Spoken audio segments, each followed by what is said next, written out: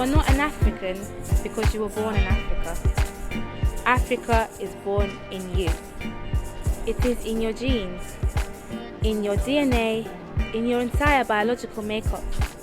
Whether you like it or not, that is the way it is. However, if you were to embrace this truth with open arms, my, what a wonderful thing.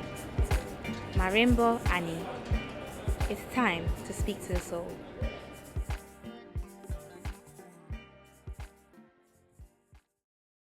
The kids that didn't really have a voice before are now having a voice, because prior I'd say it was an art form that was sort of occupied by the more academic. Me, myself, I've never really been the smartest kid in school, so when you give voice to someone that isn't necessarily common in that one set of things, then other people start connecting. The people that felt excluded before start connecting. So I think it's in conjunction with that and the fact that you have all these platforms for it. Describe your poetic style. My poetic style? How would you describe it? Probably not allowed. I've had like articles written against me about sort of the style of my poetry, etc. I've never necessarily sat down and thought, oh, how do I put things together, etc. It's just with me, I don't know, everything's sort of just natural. So to describe it, my style, I'd say honest, conversational, because more times my pieces come from conversations. They come from discussions or just me paying attention to things. And I listened to a Kendrick song, and I was literally about to switch it off because the song it's going to sound so bad, but the song was kind of boring me because I'm someone that's used to ignorant trap, bop my head for no reason and start rapping about things that don't relate to me. But he said something and it goes, Halle Berry or Hallelujah, pick your poison, tell me what you're doing. And the lyric hit me because of the conversation we was having prior. And it made me question the whole thing about, okay, if you was presented with the most beautiful girl in the world, metaphorically, and the chance for heaven, which one would you choose? And if you look at it, a lot of people within all different faiths, they have to pick their poison because either one can be your demise. So you can pick the Hallelujah, but that could be your poison.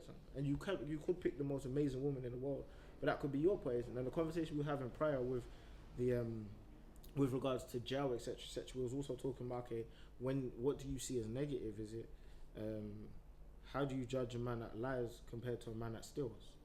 We was having that conversation and like saying, okay, we're quick to say so and so on the news is such a terrible person because they did this crime, but what about you? Like you sitting in this room, what about that time when you lied to your mum to get out at a certain time? Are you saying that's less because it wasn't on the news?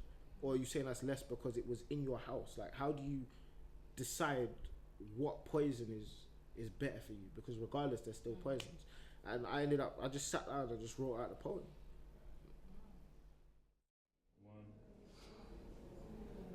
I want to ask you what's worse.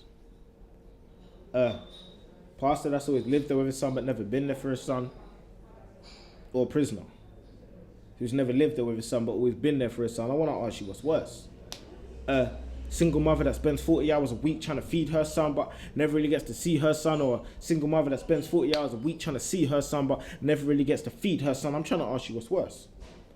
Because the one thing I've learned in life is all about sacrifice. Sometimes you have to put something beautiful last to make something beautiful last. You have to pick your poison. Would you rather give an alcoholic cocaine or drug addict Hennessy? I'm trying to ask you what's worse. Because there's a dangerous thin line between what's right and what can be justified in your mind. Let me explain. You walk into a jail cell, a murderer might say at least he hasn't raped anyone. And a rapist might say at least he hasn't murdered anyone. They know they're both wrong. They're just trying to figure out what's worse. They're trying to get you to pick their poison. Because how do you judge what's right from wrong? Do you base it on your religion as it stands, your moral high ground as a man, the way you were raised by your family, the law of the land? I'm trying to ask you what's worse. I'll tell you my problem. I always say a prayer the night before court. Never said a prayer the night before I got caught. So I want to ask God what's worse. The man that's only ever said a prayer for the purpose of forgiveness, or a man that never said a prayer but he never did the crime to begin with? The rapper that you say is leading everyone to hell versus the fact that you're a believer that rebels. The man that will help his dying mother because he thinks it's God's will, or the man that will help his dying mother because he thinks it's God's will. No, the man that will help himself because he thinks God will, or the man that will help himself because he thinks it's God's will. I'm trying to ask you what's worse. Pick your poison. Is it love or lust? Truth or happiness, peace, or justice. Let me explain. I'm not seeking success or even love yet, but when you lose your friend to some needless dumb kid, you're left with one question. What comes first? Peace or justice? Because when the justice doesn't come, you feel the need to take it into your own hands. And when the peace doesn't come, you think it's because the justice hasn't come yet. So when you do everything in your power to leave the person responsible either in jail or dead, and you realize it doesn't bring back your friend, you realize you lost peace trying to chase justice, but you do nothing and you lose justice trying to chase peace. I'm trying to ask you, what's worse? Ladies, do you make love trying to find it? Girls, you know when you got your ex, right? And you see him with a new girl. She ain't even nice in the eyesight.